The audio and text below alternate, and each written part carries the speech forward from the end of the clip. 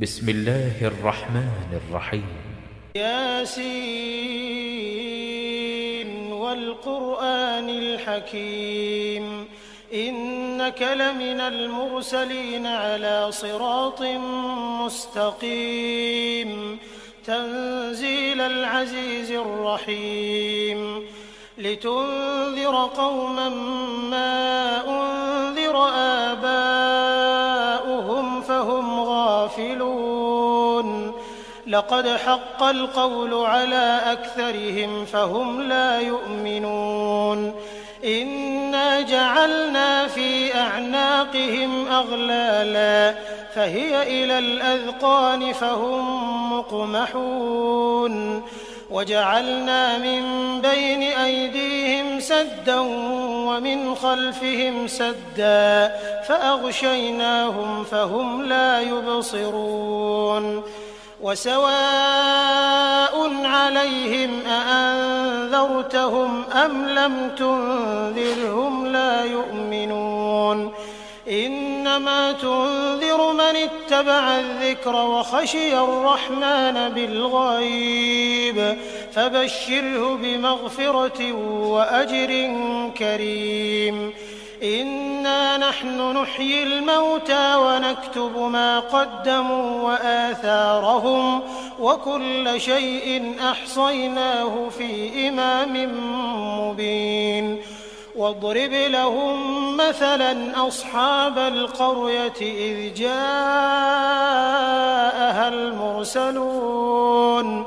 إذ أرسلنا إليهم 2 فكذبوهما فعززنا بثالث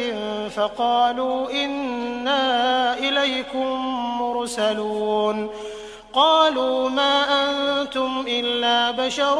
مثلنا وما أنزل الرحمن من شيء إن أنتم إلا تكذبون قالوا ربنا يعلم إنا إليكم لمرسلون وما علينا إلا البلاغ المبين قالوا إنا تطيرنا بكم لئن لم تنتهوا لنرجمنكم وليمسنكم منا عذاب أليم قالوا طائركم معكم أئن ذكرتم بل أنتم قوم مسرفون وجاء من أقصى المدينة رجل يسعى قال يا قوم اتبعوا المرسلين اتبعوا من لا يسألكم أجرا وهم مهتدون وما لي لا أعبد الذي فطرني وإليه ترجعون أأتخذ من دونه آلهة إن يردني الرحمن بضر لا تغن عني شفاعتهم شيئا ولا ينقذون إني إذا لفي ضلال مبين إني آمنت بربكم فاسمعون قيل ادخل الجنة قال يا ليت قومي يعلمون بما غفر لي ربي وجعلني من المكرمين وما أنزلنا على قومه من بعده من جند من السماء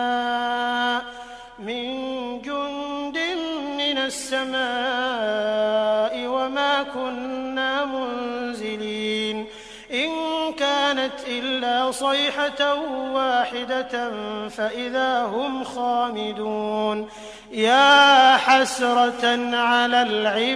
العباد ما يأتيهم من رسول إلا كانوا به يستهزئون ألم يروا كم أهلكنا قبلهم من القرون أنهم إليهم لا يرجعون وإن كل لما جميع لدينا محضرون وآية لهم الأرض الميتة أحييناها فأخرجنا منها حبا فمنه يأكلون وجعلنا فيها جنات من نخيل وأعناب وفجرنا فيها من العيون ليأكلوا من ثمره وما عملته أيديهم أفلا يشكرون سبحان الذي خلق الأزواج كلها مما تنبت الأرض ومن أنفسهم ومما لا يعلمون وآية لهم الليل نسلخ منه النهار فإذا هم مظلمون والشمس تجري لمستقر لها ذلك تقدير العزيز العليم والقمر قدرناه منازل حتى عاد كالعرجون القديم لا الشمس ينبغي لها أن تدرك القمر ولا الليل سابق النهار وكل في فلك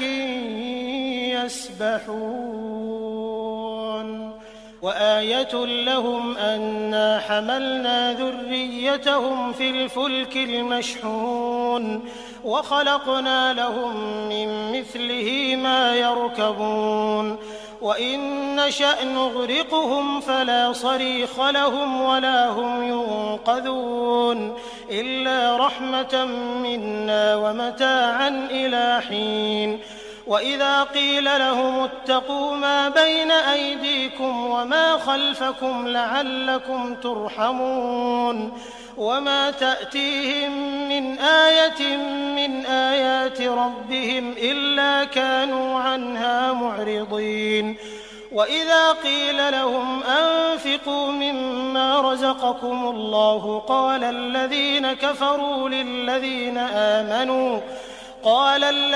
كفروا للذين آمنوا أنطعم من لو يشاء الله أطعمه إن أنتم إلا في ضلال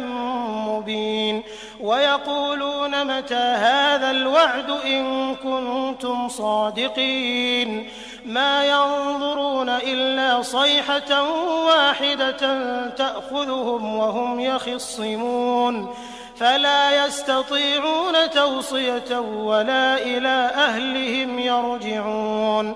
ونفخ في الصور فإذا هم من الأجداث إلى ربهم ينسلون قالوا يا ويلنا من بعثنا من مرقدنا هذا ما وعد الرحمن وصدق المرسلون إن كانت إلا صيحة واحدة فإذا هم جميع لدينا محضرون